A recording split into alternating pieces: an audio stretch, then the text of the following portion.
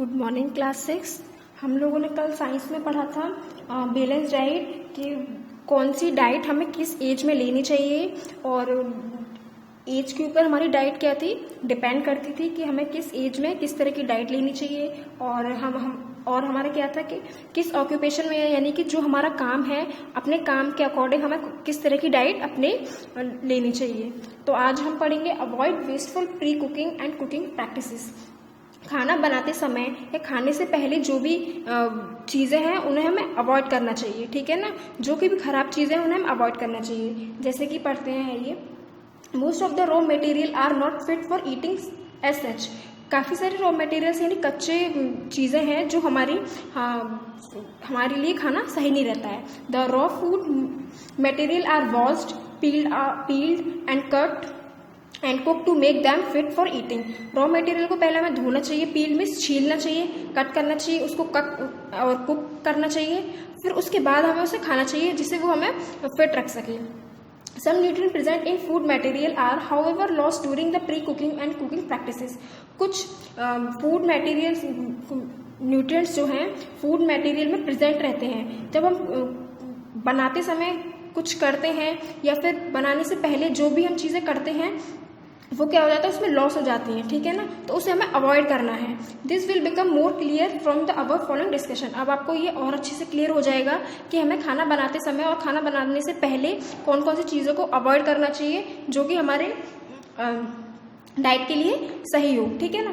First है the various wasteful pre cooking practices which lead to the loss of nutrients are. खाना बनाते समय पहले कुछ चीज़ों को क्या करते हैं हम लोग, न्यूट्रिएंट्स क्या होते हैं, लॉस हो जाते हैं। अब वो न्यूट्रिएंट्स कैसे लॉस होते हैं वो देखिए। फर्स्ट है repeated washing of rice and pulses, बार बार दाल को चावल को धोना, ठीक है। दूसरा है washing of fruits and vegetable after they have been peeled and cut, सब्जी को फलों को धोना, उसके बाद उनको छिलका उतारना, फिर उन्हें कट करना। इससे क्या होता है, जो भी हमारे फूड मटेरियल्स हैं उसमें से क्या होगा, न्यूट्रिएंट्स कम हो जाएंगे।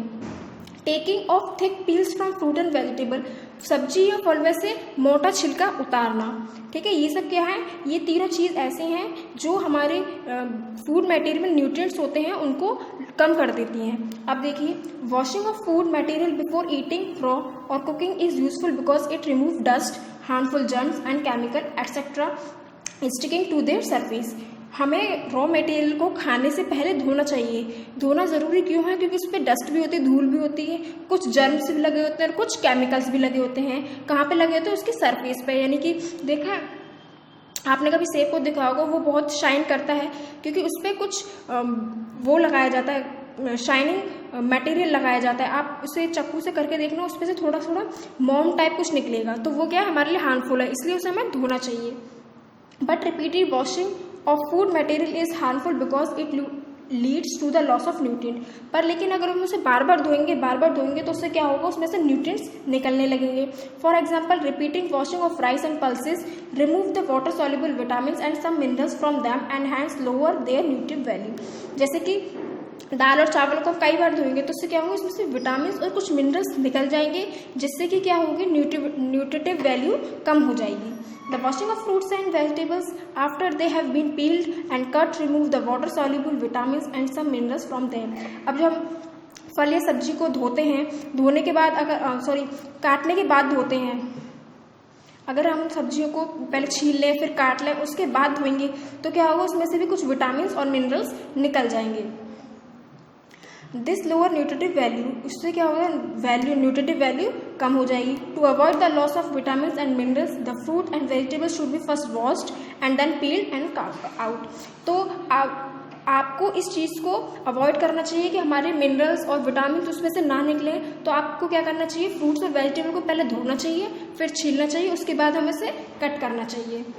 The skin of most fruits and vegetable contain vitamin and minerals. जो फ्रूट और वेजिटेबल की स्किन होती है, यानी ऊपर का जो पार्ट होता है, उसमें काफ़ी सारे मिनरल्स और विटामिन होते हैं। In some homes thick peels are taken off from the vegetables and fruits which leads to the lots of vitamin and minerals. किसी घर में क्या होता है, सब्जी और फल पे से काफ़ी मोटा मोटा छिलका उतार दिया जाता है, जिससे क्या होता है, काफ़ी सारे विटामिन और मिनरल्स निकल जाते हैं। If the peeling of fruits and vegetable has to be done, the peels removed should be thin as possible to prevent the major loss of vitamins and minerals.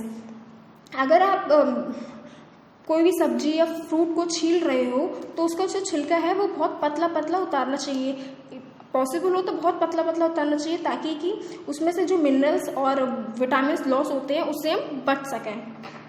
Cooking of food as many beneficial effect. खाने को बनाने के लिए, cook करने के लिए काफ़ी सारे इफेक्ट, बेनिफिशियल यानी फ़ायदेमंद चीज़ें हैं, जैसे कि cooking improve the taste of food and also make it easier to digest. खाने को पकाना क्या होता है, हमारे खाने को टेस्टी बना देता है और उसे अच्छे से हम उसे डाइजेस्ट कर सकें ये भी बना देता है. ठीक है, अगर हम खाने को पकाते हैं तो वो टेस्टी बना देता है और वो ईजिली डाइजेस्ट भी हो जाता है. At the same time cooking of food में also lead to the loss of nutrients. इसी टाइम जब हम खाने को पकाते हैं तो उसमें काफ़ी सारे न्यूट्रिएंट्स का लॉस भी हो जाता है.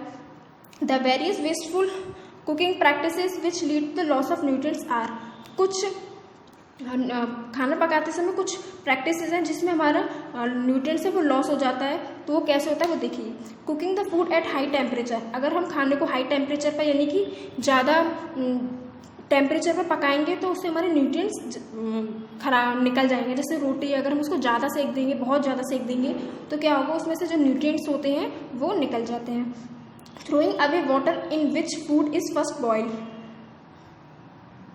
दूसरा है, पहली बार जो हम जिस चीज़ को, खाने को अगर हम बॉईल कर रहे हैं, पानी में कर रहे हैं, उसे हम फेंक देंगे तो उसमें भी सारे न्यूट्रिएंट्स निकल जाएंगे.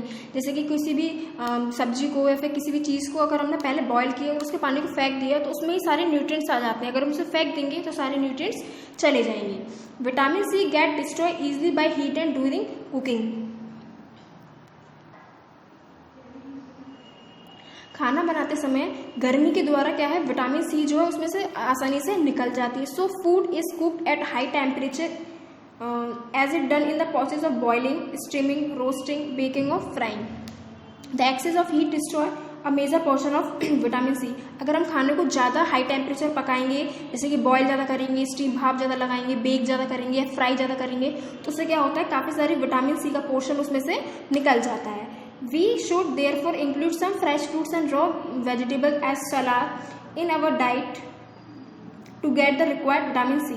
अगर हम जैसे फ्रेश फ्रूट खाते हैं या फिर कच्ची सब्जी सलाद होते हैं ना, जैसे मूली है, गाजर है, टमाटर है, खीरा है, इन सबको खाएंगे तो इससे हमें विटामिन सी बहुत ज़्यादा मिलती है.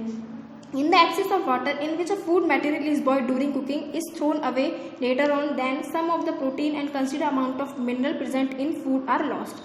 वही है जो मैंने भी बताया आपको, जैसे कोई भी खाना बनाते समय अगर पानी ज़्यादा डाल दिया है और फिर उसको क्या कर दिया है, फेंक दिया है, तो क्या होता है, काफ़ी सारे प्रोटीन्स और मिनरल्स प्रेजेंट होते हैं वो निकल जाते हैं. This should be avoided. उसे हमें अवॉइड करना चाहिए. जितना खाने में पानी की ज़रूरत है उतना ही डालना चाहिए. अगर आप ज़्यादा डाल दोगे तो आप उसे फिर फेंकोगे तो उसमें काफ़ी सारे प्रोटीन्स और मिनरल्स होंगे तो वो क्या है, सारे बाहर निकल जाएंगे. ठीक है बच्चों, तो आप इसे ढंग से पढ़िएगा. और नेक्स्ट टॉपिक में हम पढ़ेंगे डिफिशियंसी डिसीजेस, यानी कि किस न्यूट्रिएंट से किस तरह की बीमारी हो जाती है. ठीक है, थैंक यू.